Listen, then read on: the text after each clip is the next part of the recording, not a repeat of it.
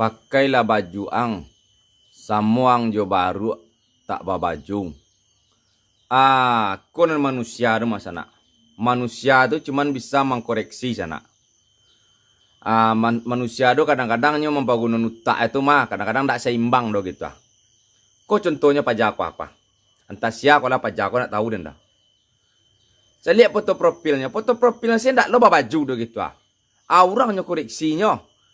Naninyo anta baa. Itu nama manusia do masana. Tapi ndak baa do. Biarlah dah do. Dan terima oke.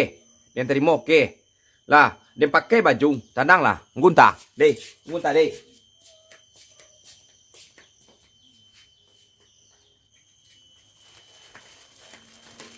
Wah, dia pakai baju langsung apa? Tenang lah, dia pakai baju langsung. Nggak masalah di dendo gitu. Wah, encak tuh mah, wah. Dia pakai baju langsung lah.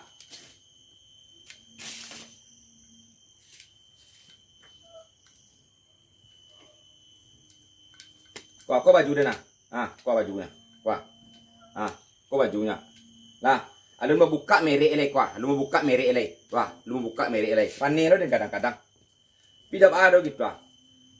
Manusia itu memang mode itu memang mode itu gayanya gitu ah. Dia mau koreksi diri orang bisanya gitu ah. Anan dirinya dikoreksi kok heboh itu mah. Nah.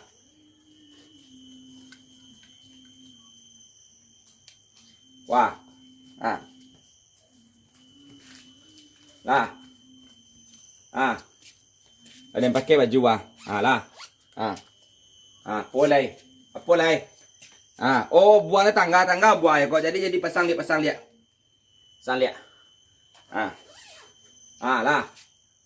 Lah sana hati dong. Lah, apa lagi? Apa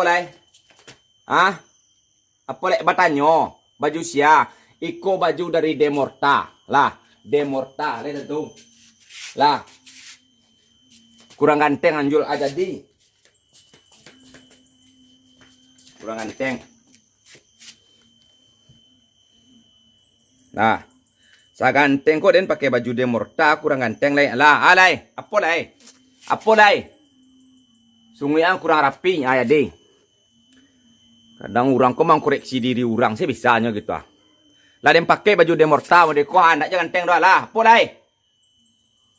Oh, kacamata deh.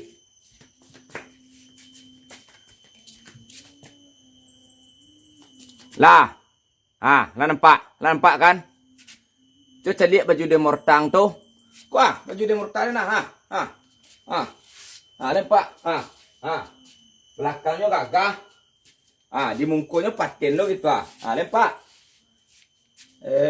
Yalah ya. Tuh nio baju modeko. Pasan ke Demorta lah. Link Facebook adonyo, Instagram ado, TikTok adonyo. Gas atau buang dia sendiri. Barakodinio. Lah. Kadang orang gue panih ini. Lah.